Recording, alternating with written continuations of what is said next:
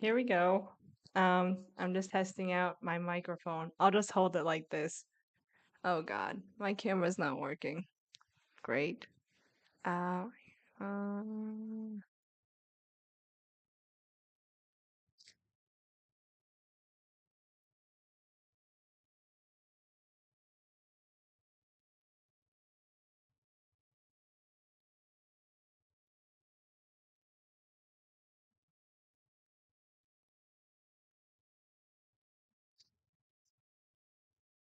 okay.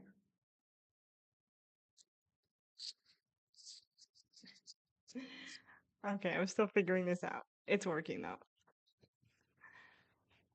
All right, now, okay, it's working. Hi everyone, whoever's here for stopping by. Let me just fix my camera. This is gonna be a pretty long stream, and it's gonna be about my thoughts on um, Squid Game and K-pop Demon Hunters, and just like doing some general housekeeping about my channel and where it's headed and things like that. So I want to say thank you in advance for watching. It's going to be pretty long. I have like a lot of thoughts on this. Um, and hopefully like the chat works. I did it for subscribers only just to help moderate the chat. So there we go. So these are my thoughts on and feelings on Squid Game season 3 and K-pop Demon Hunters. And again, thank you to everyone who is tuning in.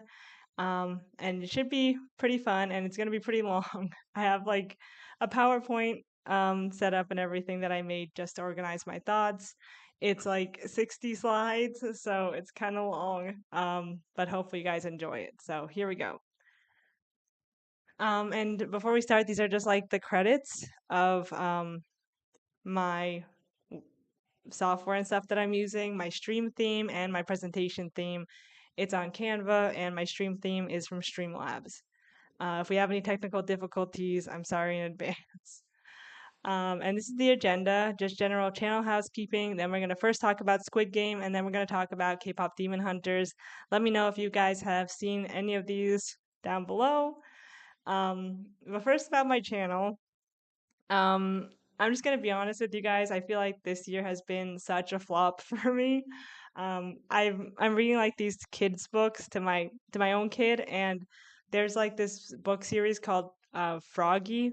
It started like in the 90s, and then there's like this part where whenever the frogs move, they go like flop, flop, flop. And that's literally like my videos. They're just like flop, flop, flop.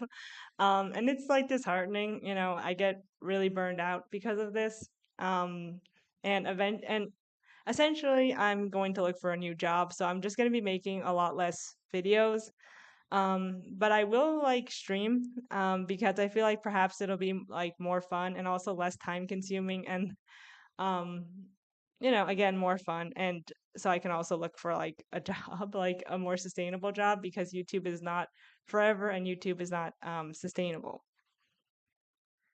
And this year so far on YouTube has been fun. Of course, I love creating videos, and I just want to thank everyone who's ever tuned in and watched and liked and commented and subscribed. Thank you so much. I wouldn't be able to have done this without you guys. These are just 3 videos that I really like that I put out this year. Um, I like the little golden books videos, the grandparent video, and how much does a child cost? You know, it is what it is. It's YouTube. It's the algorithm. It is what it is. Um, I'm just looking at the chat. Um, okay, so I probably won't be looking at the chat too much because I want to get through what I want to say. But I will be looking down every so often. But I can see you guys are talking there. Um, and for my next stream, if I do a next one, maybe in like 2 weeks or like a weekish, I've been actually reading Yellowface and Pachinko. I haven't seen the Apple Plus TV adaptation. Let me know if you've seen it down below. And I really like the book. I'm like almost done with it, and I was thinking about just sharing my thoughts on these two. For Pachinko, I would like to watch the series, and then like when I'm done reading the book, and then I did finish Yellowface. Oh no, my camera stopped working. Okay, well, I'm just gonna take off the camera for now. It's just not working. So there's that. Um, if it come, I have like my laptop's pretty old, and it just like hasn't been working, unfortunately. You can still hear my voice, so I'm just gonna give the presentation that I made. So thank you, and thank you so much, Tabby. I love your content, and thank you for the good luck on my job search. Sorry about the video thing. Um, sorry about that.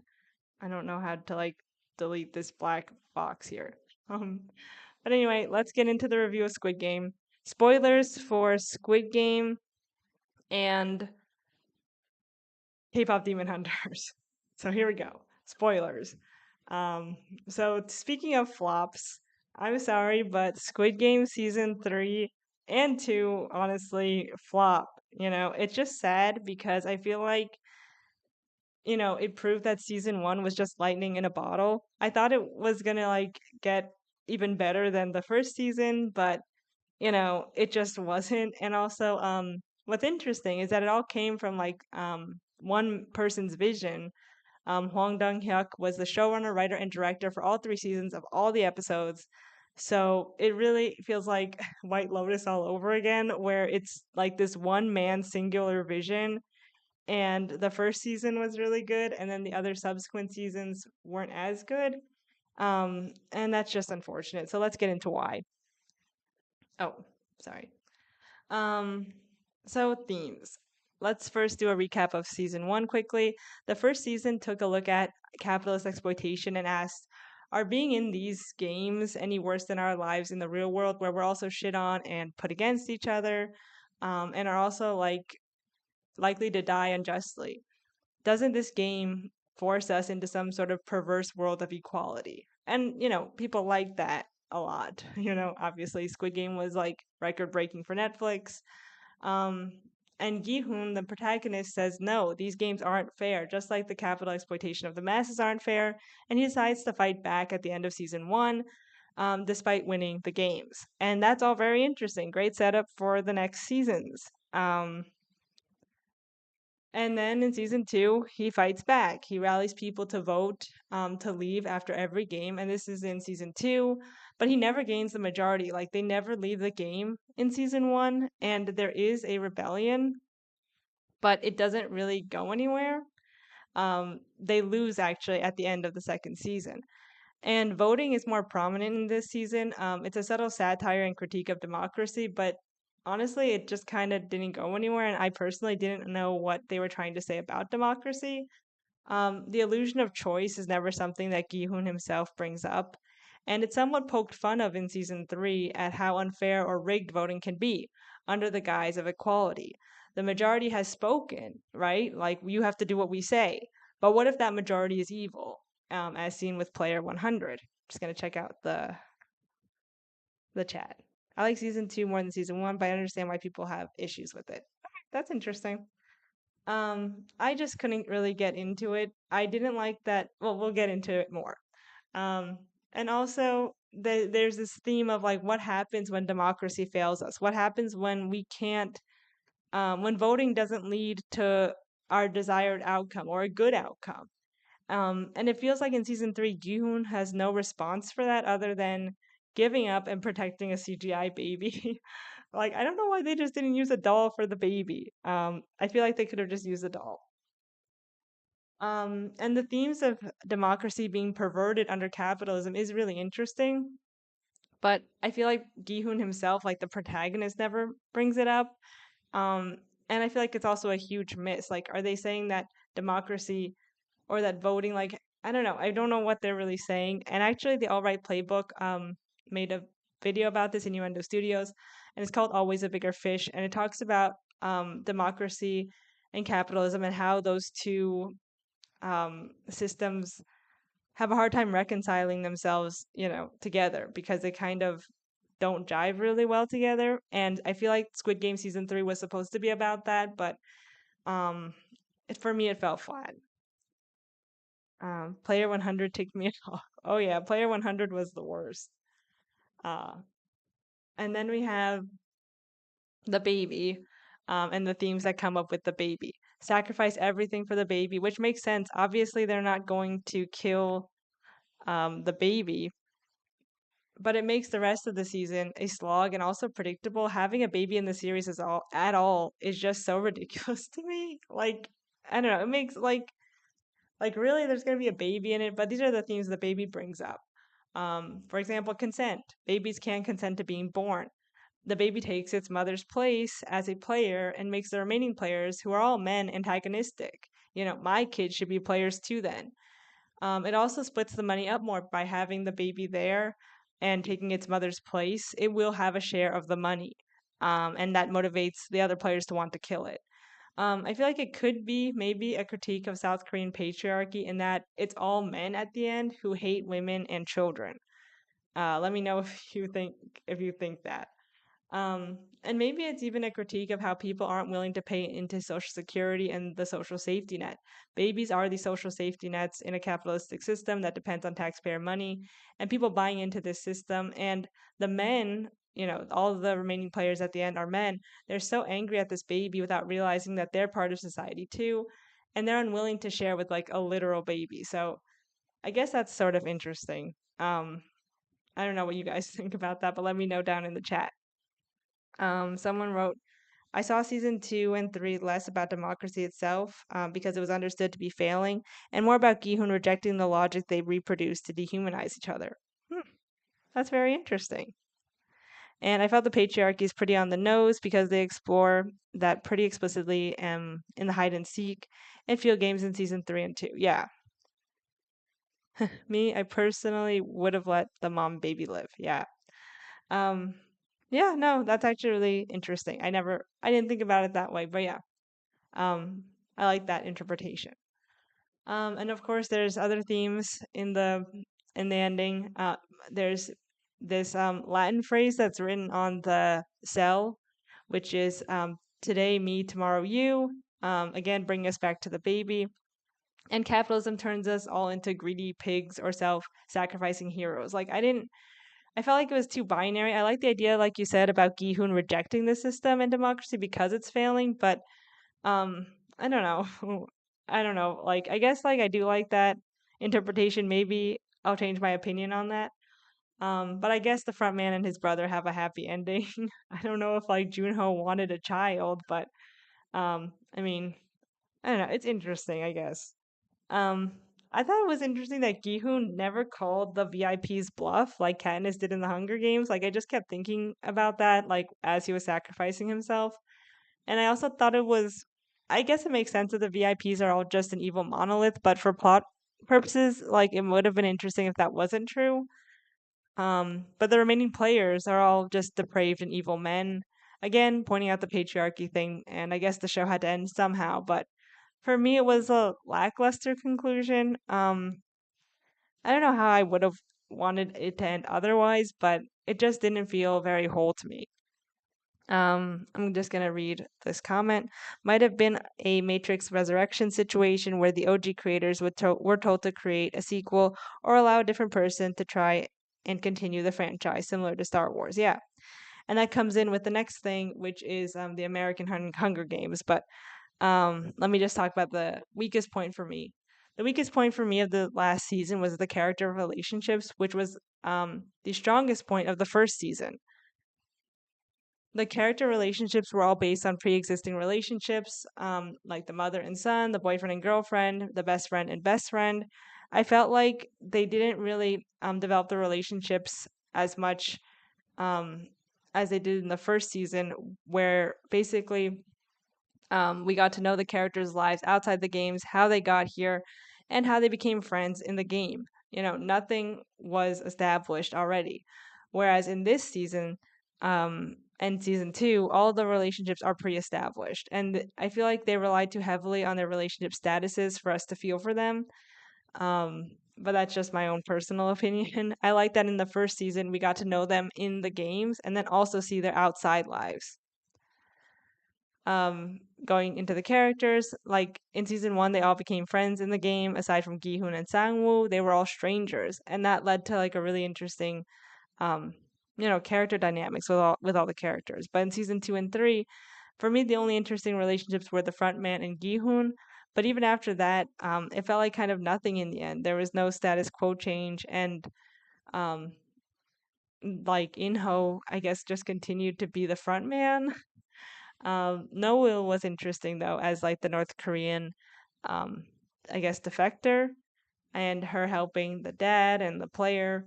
And I thought that was like one of the more interesting parts of the series. But yeah. Generally, I wish we got to see more of their lives on the outside. What if they did vote to leave after a game? What if we saw how the money changed their lives? Like, I feel like there were like these other routes they could take rather than just staying in the games. That also the first season did too. Um, next, oh, let me just read this comment. I wish they had played up more on the parallels between Noel and Gyun. Yeah, that would have been interesting. I feel like there were some missed opportunities that they just didn't take for whatever reason. Especially like it was hard with the introduction of the baby. Everything in the end kind of came down to that. Um, next. Again, I going on about the characters, I feel like there were too many characters too. Like I didn't even know why some of them were really there. There was like the shaman and spiritualist, Minsu, the mentally ill player, the baby daddy. Just everyone's I feel like either evil or mentally unwell except for Gihun. Well, Gihun is mentally unwell, in his own way, but I don't know. There's just no one that I could really like get into in this season, unfortunately. And I felt like Hyunju's death was so unceremonious. She was essentially stabbed in the back by the evil baby daddy character Myungi, and it felt so rushed and abrupt. And I think it's interesting to point out, or important to point out, that Hyunju was portrayed by a cis man, and Hwang, the director, writer, and creator, said he was aiming to cast a trans actor in the role, but found that there was close to no actors that are openly trans due to marginalization of LGBTQ plus people in South Korean society. Um, Sorry, I'm just gonna read the comments for a second. Did the mother give birth? Finish giving birth to the baby in that episode? Yeah, they did. They did finish giving birth in that episode. Um, and then more about Hyunju. Huang said, I did anticipate such discussions about representation to arise from the first moment I began creating the character of Hyunju. In the beginning, we were doing our research, and I was thinking of doing an authentic casting of a trans actor. That process proved challenging for the Squid Game crew. When we research in Korea, there are close to no actors that are openly trans, let alone openly gay. Um, okay, because unfortunately, in Korean society, the LGBTQ community is still rather marginalized and more neglected, which is heartbreaking. So that's why there there was like no authentic representation. You can make of that what you will. But as for the character, I thought that it was just so unceremonious, her death, and that it was just kind of like they just didn't want to deal with it anymore, kind of. Huang apparently thought that this character would be like that of Ali as like the most loved character. Ali is a character from season one, and Ali was that season's marginalized representation. But unfortunately, Hyunju, she was never flushed out. We didn't get to see her family, her situation in South Korea, her friends, her home, since they never showed like the outside world in this season or the characters in that outside world. It just felt like it was missing something. Um, and it felt like season three wanted like the same heartbreaking moments, but with less effort. For example, relying on pre-existing relationships like with the mother and son, the mother and baby, to carry the emotional journey without actually working through these relationships. Um, so yeah, that's my thoughts on that. The last character I want to talk about is Thanos, portrayed by Top. Top has been a K-pop star since like second gen. I don't know if any of you know who he is, but apparently in 2017 he was caught with pot. He was part of Big Bang. And so his career kind of like ended, and this is like his first big appearance in like South Korean media. He said, for almost 10 years, I felt like no one looked at me, but director Hwang Dong-hyuk reached out to me first. The trust and the belief that he had in me gave me the courage to take this on. As an actor, it's my duty to repay that trust. Excelling in my performance is another assignment in my life. So yeah, it's just interesting that they reached out to Top to get this role to like kind of not redeem himself, but to for him to re-enter public life after his criminal conviction, but they also couldn't find a trans actress to play Hyunju. I don't know, just something to think about. But honestly, for Top, I hope he can live his life again. But it's tough now that he's a known criminal in South Korea, especially with marijuana. That's taken very seriously.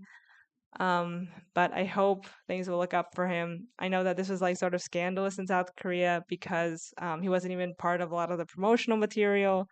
So yeah, I did appreciate the nod to Top Scandal in season two. Yeah, I thought that was interesting. Honestly, I had no idea about it. Like I was never like a Big Bang fan. But it's really sad to hear about. Um, so, to conclude the Squid Game portion of this live stream, I felt like it was just a flop. Sorry. Season one was so good. I actually have rewatched season one like multiple times. But I feel like the rest of the season is kind of tainted for me because of this sharp decline or just like tonal or thematic shift. But what do you guys think? I was searching a bit of South Korea's history, and it gave me more appreciation for Thanos as a character and the fact that they casted Top for it. Yeah, it was interesting. In that case, the boy's mom shouldn't have deleted him like that. The pregnant mom didn't have any character, any chance of winning the game, and the boy's mom stabbing her son wasn't really sustainable. Um, yeah. Yeah, I feel like the boy's mom stabbing her son was also like just something that they just wanted to end really quickly and not deal with. um I don't know, they didn't like I if I saw them, like how was their situation on the outside would have been interesting to me. But I really liked in season one that the characters met each other in the games, and got to know each other that way. I like season two and three a lot, but I feel like that a lot of what makes it interesting isn't what's heavily emphasized. Okay, that's fair. I mean, it's just my personal opinion, but I do like hearing yours because it does help me like rethink about what my own opinion. So now let's go on to K-pop Demon Hunters. Oh, sorry, I still have like one more comment. I feel like in season three, the ending, they kind of comment on the hallyu wave, which is the popularity of South Korean media in the US. And I thought it was clever that they decided to poke fun of the US Squid Games, kind of. Like, I didn't know if it was like poking fun of us for like embracing Squid Game or just showing like how cool it has become. But either way, I thought it was like kind of a funny nod to like acknowledge Squid Game like in the US. Um, so yeah, the next one. Oh, and also, and I feel like there's a big problem too with like anti-capitalist media under capitalism. It always becomes repurposed to be made cool. Because any other interpretation would be a threat to the status quo. Specifically like these Zara and other like knockoff Squid Game uniforms that came out like in 2021, 2022 after the series blew up. I remember seeing them in the mall and thinking just like, who would buy no offense.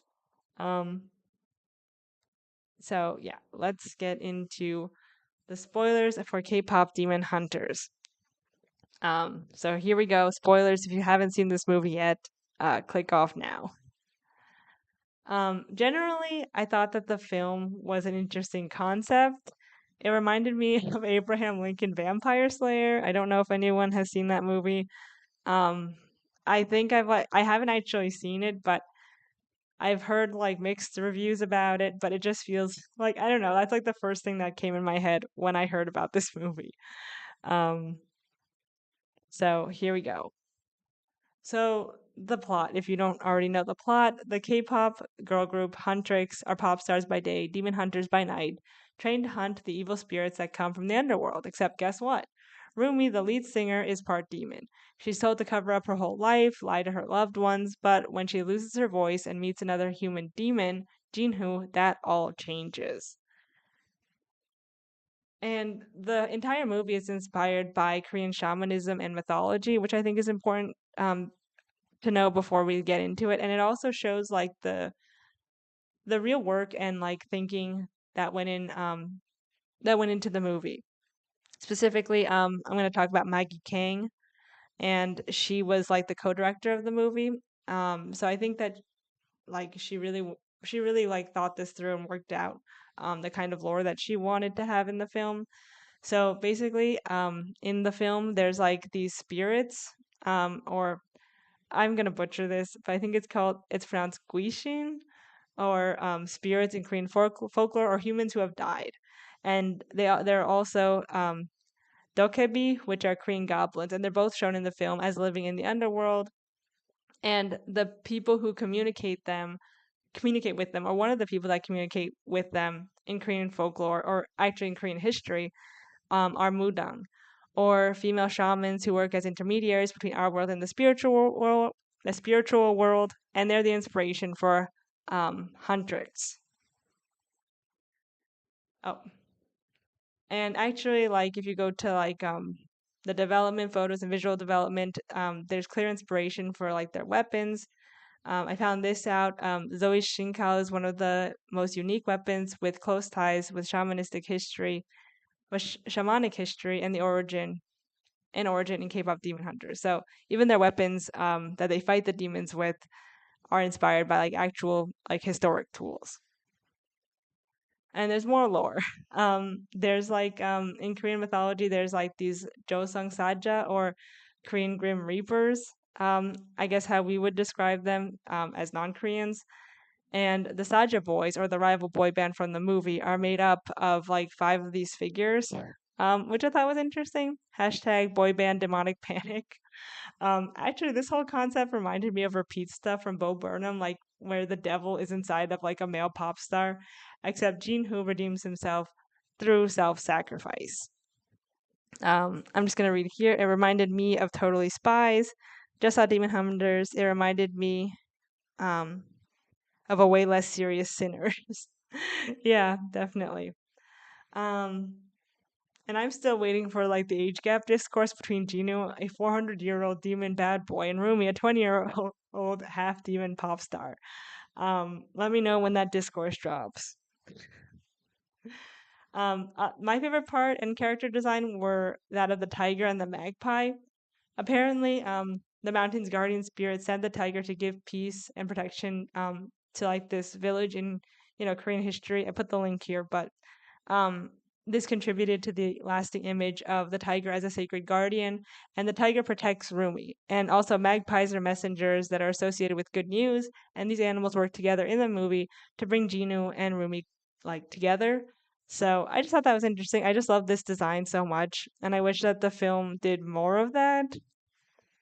Um, and again, it's very like the lore and like the mythology and the history is all worth checking out. I don't know everything. I'm still researching. But it definitely gave the movie a great starting point and backdrop, and helped educate those like me who know like nothing about this. So if you're interested, it's all out there. Let me just take a pause. Okay.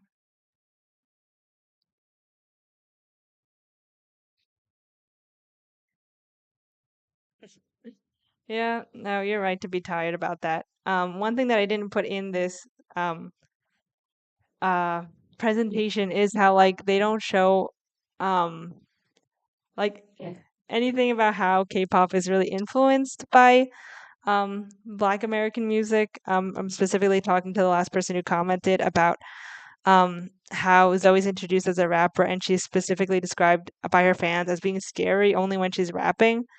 Yeah, and I feel like that too.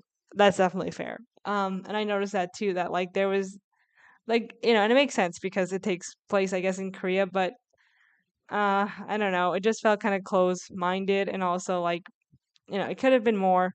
But going back to what's actually like presented on the screen, some people talked about like if it's a realistic portrayal of K-pop, and I feel like that might be a different question when it's a movie about demon hunters.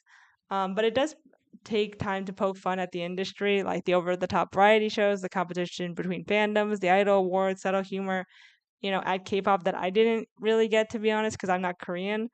And the writer and co-director Maggie Kang did say that it was her love letter to K-pop, and that definitely shows.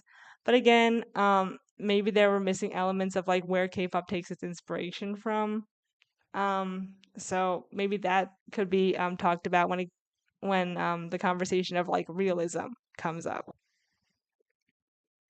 My own bias, like what I really liked about the movie were the Saja boys. And honestly, to me, they were more interesting than huntrx. I love that they have like this whole like visual transformation in the film of starting out with like this kind of more cutesy song, and then like turning into like bad boys in their evil transformation. And of course, poking fun at boy band archetypes.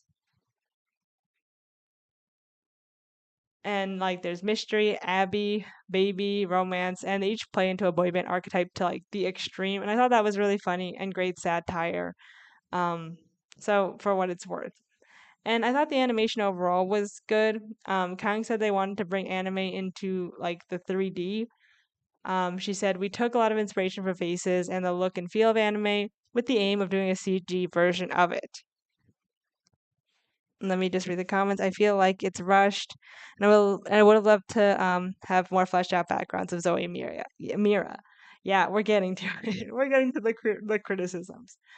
Um, but before I start critiquing it, I just want to say I clearly there was a lot of love that went into this project. Someone said it's been in development for like 7 years, and yeah, I've heard about this movie for a really long time.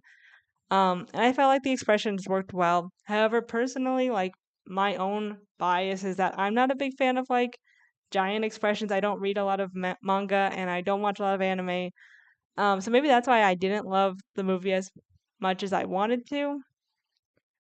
Okay, so here comes the criticisms about the animation, the plot, and the themes. So let's go.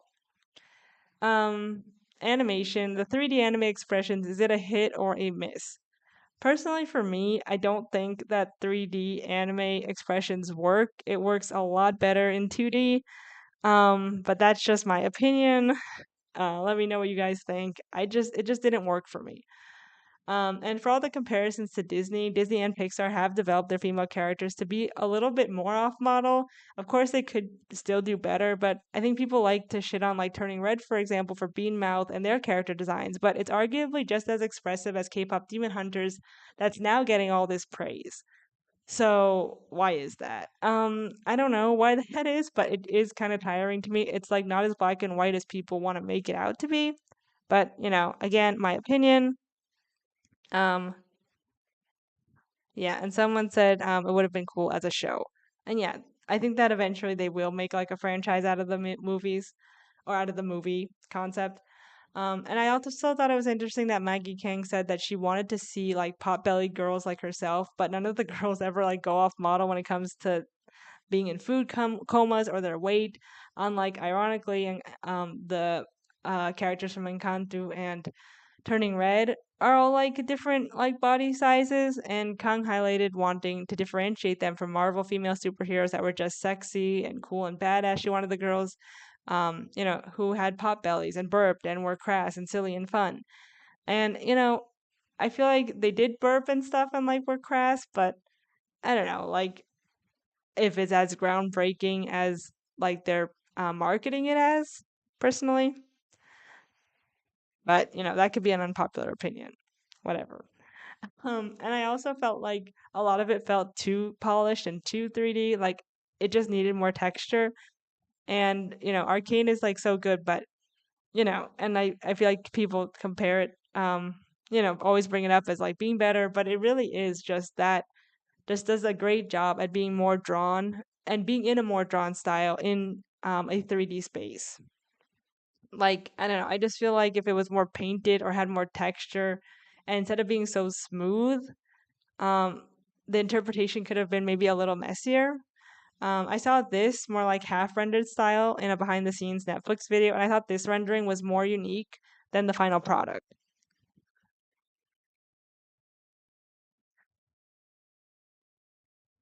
And in general, I just think anime in 3D is just not as expressive as 2D. I think I would have loved to see a more 2D style, and maybe the TV show will be in like a 2D rigged animation style. Who knows? And what I'm hearing is that she wanted to make Not Like Other Girls. Yeah, and that's a good point. And generally, what distracted me the most in it, when it came to like the visual parts of the movie, was that Rumi's hair, like specifically her side profile, like just looks so weird to me. Like just like I don't know, like a My Little Pony doll. Um, I just don't understand this hairstyle. It looks really good from like the front and the back, but like from the side, just my opinion, of course. Now getting into the plot, which is all over the place. So the plot for me was pretty bare bones. We don't see Rumi's backstory or parents at all. We don't see Zoe and Mira's private lives at all. Um, and the bandmates turn on Rumi so quickly after they figure out that she's a demon. Rumi being part demon doesn't make them question the status quo or their beliefs. What happens to the demons at the end? Like the status quo is just restored, um, and all demons must die. Jinhu is, of course, the exception, even though he's just like straight up not a good person. Like he feels remorse for selling his soul for money and hurting his family, but we never even see him apologize to them in the afterworld. I feel like that could have been like an ending credit scene or like I don't know, like something important is his, in his character growth. And I feel like wouldn't it have been more interesting if who guided Rumi through this journey was her demon father? Like this or the spirit of her mother or older generations of K-pop idols like coming together to like if they are gonna do like a black and white good versus evil story, I don't know, it just was very messy. And again, the status quo is restored, all demons must die. Okay, I just said that. I don't know why I have this like twice. And anyway, Rumi being part demon and needing to accept herself doesn't work when demons are seen and accepted as evil, even by the end of the film. I thought Rumi was going to go like full demon and lash out at her friends and fight them and then realize the error of her ways and somehow they'd reconcile, or that Zoe and Mira would reflect that they were wrong about demons and that they could all live together in peace. Or they just defeat Guima and the demons would be free. I think there's moments in the film where we see demons being remorseful, scared, sad in the underworld, and terrified of Guima, but we also see the Saja boy demons eating people's souls unremorsefully.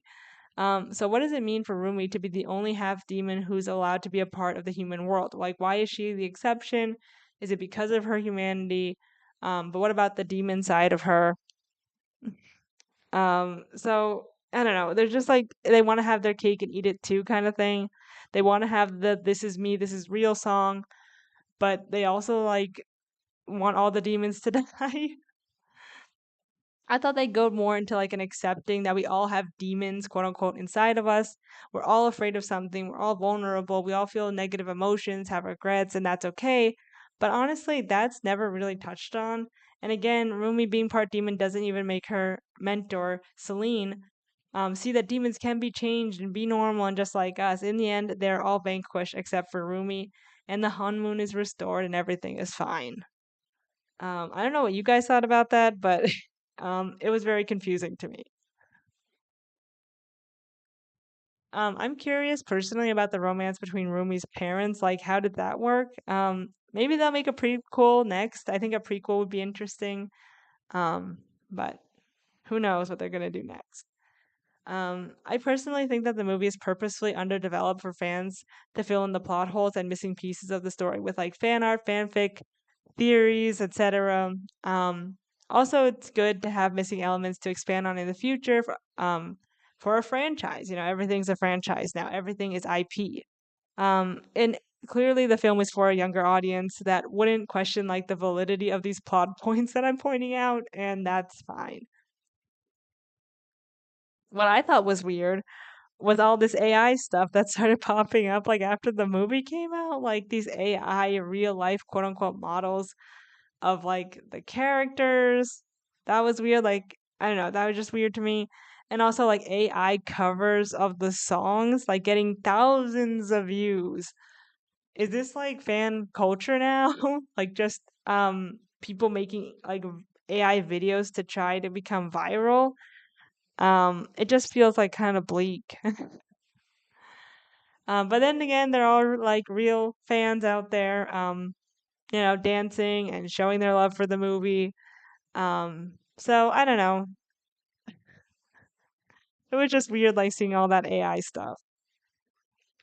In the end, unfortunately for me, the movie fell flat. Even though overall I liked it, I don't think I would watch it again.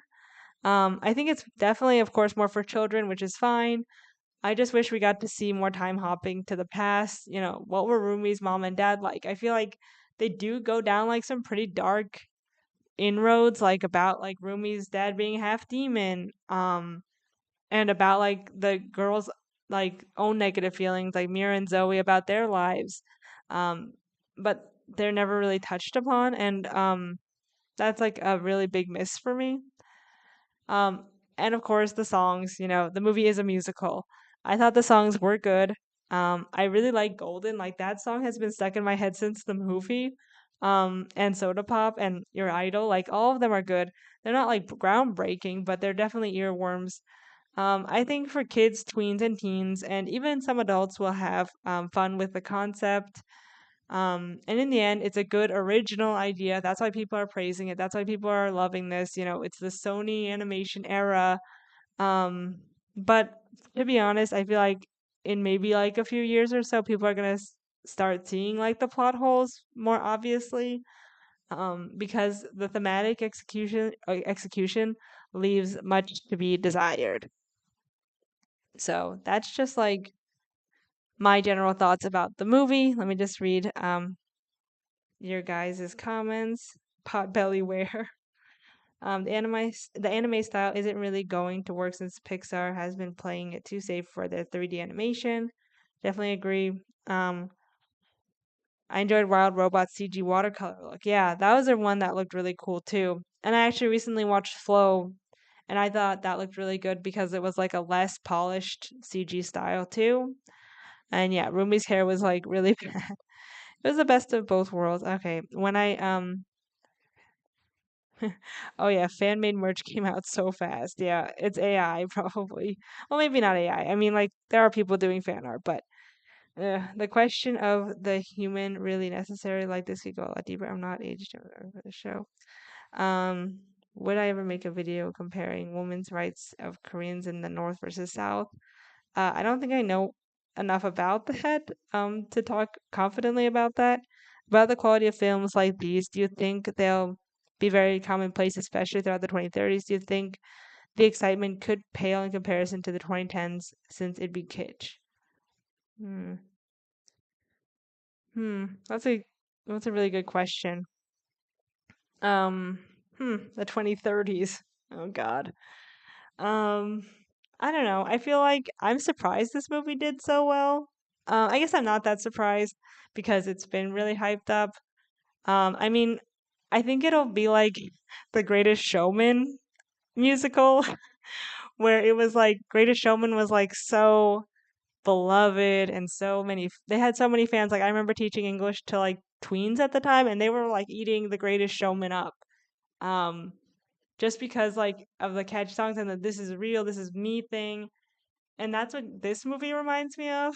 And maybe in like 10 years or 20 years, like people will look back on this as kind of like quote unquote cringy. But you know, I guess like kids nowadays, you know, they should be allowed to have that, you know, too. You know, I don't want to like shame people for liking things. But I wish like, I don't know, I wish that it was just a better story.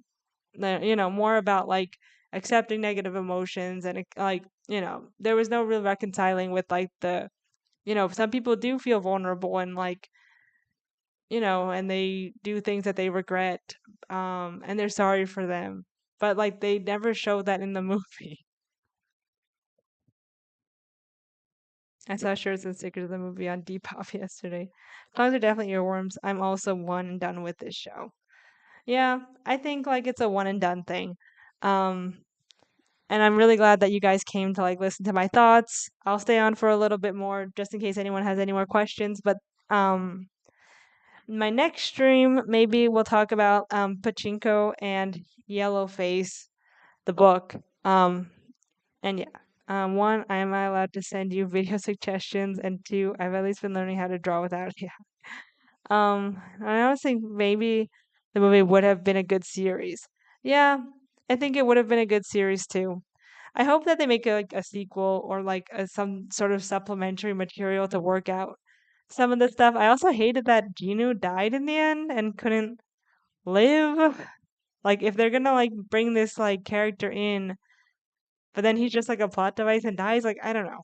I don't know. It was weird. Video suggestions. If you have video suggestions, I guess you can comment them down below on this video. I'll keep the VOD up for people who want to watch it, and maybe I'll cut some parts of this live to eventually put into like a stream highlight video for my channel. If you guys would like that, let me know. And again, thank you for watching. I might wrap it up here. But it was really good to like catch up with you all. Sorry that the video didn't work. For whatever reason, like my laptop webcam is just totally shot, basically. So I'll have to buy like another video camera webcam to like stream my face. But sorry, I'll just read one last comment. What was most frustrating for me was how deep the movie pretended to be. Like, baby, you just wanted to make an animated movie on a hot topic like K-pop, but the moral of the story, where? Just tired archetype after tired archetype. Yeah. No, I agree. I felt like so tired also like watching this movie. Like it was kind of a slog at points. Especially when again, like there was no big status quo change. Unfortunately, but yeah. I'll see you guys in the next one. Thank you guys so much for watching. Um, and yeah, I'll do a stream highlight video. Maybe like in a week it'll be up, and then after that, I'll do like another stream. All right. I'll see you guys. Thank you for watching. Bye.